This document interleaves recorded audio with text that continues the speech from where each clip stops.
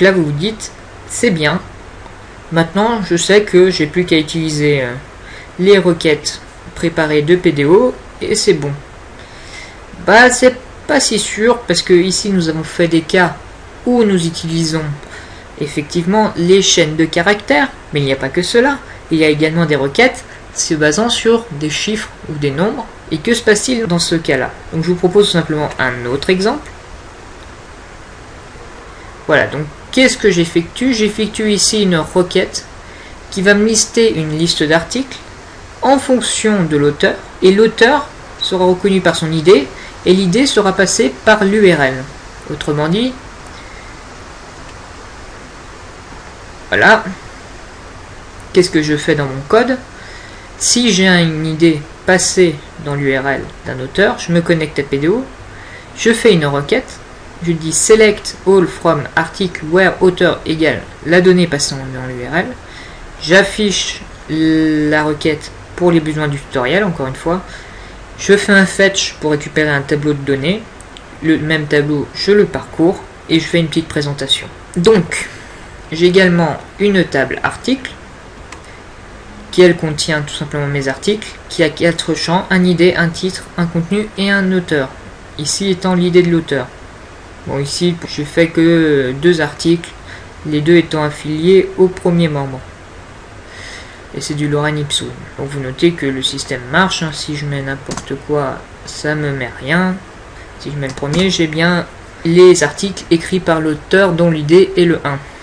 Et si je vous disais que avec ce code, qui n'a en soi rien à voir avec le système de connexion, je pourrais subtiliser les mots de passe et les pseudos de vos membres. Vous ne me croyez pas? On va toujours utiliser la même technique de l'injection SQL. Pour cela, je vais me servir du mot-clé union, qui nous permet d'exécuter une autre requête en plus de celle qui était avant. Donc ici, qu'est-ce que je vais faire? Je vais faire un autre select, et cette fois, je vais sélectionner les champs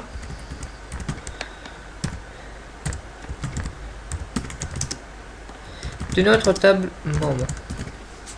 Et voilà. Moi, ce que j'aimerais, c'est qu'il soit affiché, en plus d'être sélectionné.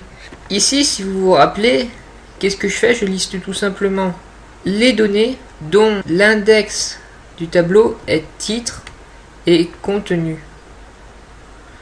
Donc, ce qui serait bien, c'est que j'arrive à renommer ici mes champs, titre et contenu. Il se trouve qu'il y a un mot-clé qui s'appelle as, et qui nous permet de renommer notre colonne. Donc ici tout simplement je vais l'appeler titre. Et autrement dit, si je fais un fetch sur cette requête, pour récupérer le pseudo, il faudrait que je passe par l'indice du tableau qui s'appelle titre. Je vais faire pareil avec le mot de passe en mettant contenu.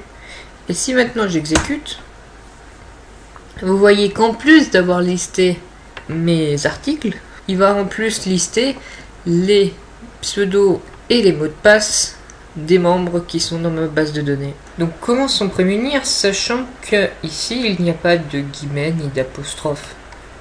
En réalité, ce qui serait bien, c'est qu'on puisse s'assurer que le nombre passé dans l'URL ne soit que un chiffre, et si ce n'est pas le cas, récupérer seulement le chiffre, cela serait bien.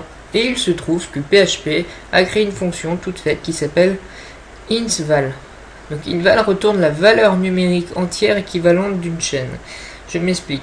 Déjà, elle va vérifier si notre variable passée en paramètre est un chiffre. Si ce n'est pas le cas, si c'est par exemple une chaîne de caractères, elle va essayer de voir sur cette chaîne de caractères si elle commence par un nombre. Si c'est le cas, elle va se prendre seulement ce nombre et va ignorer la suite des caractères.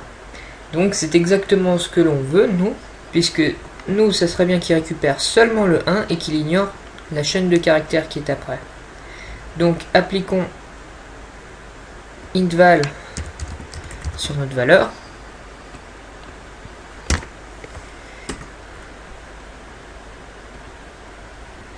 Et tout simplement, réessayons. Vous voyez qu'ici, il a purement et simplement ignoré notre union de select. Et du coup, il n'a pris uniquement que nos articles. Donc là vous allez nous dire oui, et qu'en est-il des requêtes préparées? Eh bien je vous propose encore une fois de tester.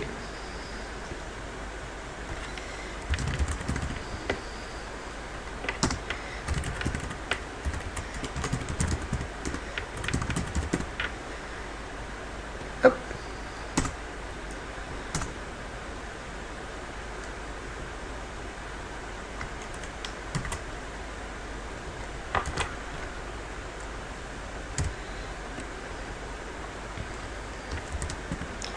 Donc voilà, j'ai fait les changements adéquats.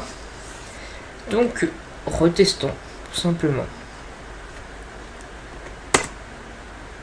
Tiens, il ne se passe rien. Pourquoi? Parce qu'en effet, les requêtes préparées, justement, utilisent déjà une technique pour vérifier si le nombre est bien un nombre.